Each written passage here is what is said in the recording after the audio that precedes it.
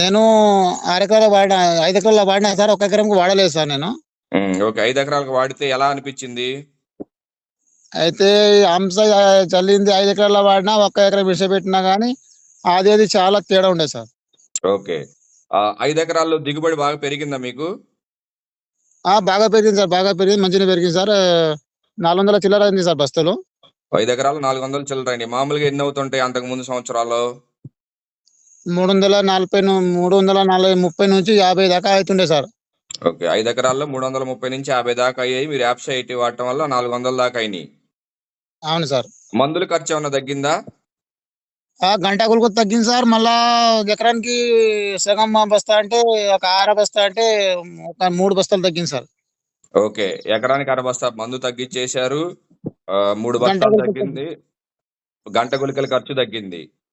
గంట కూలికి తగ్గింది సార్. యాప్స్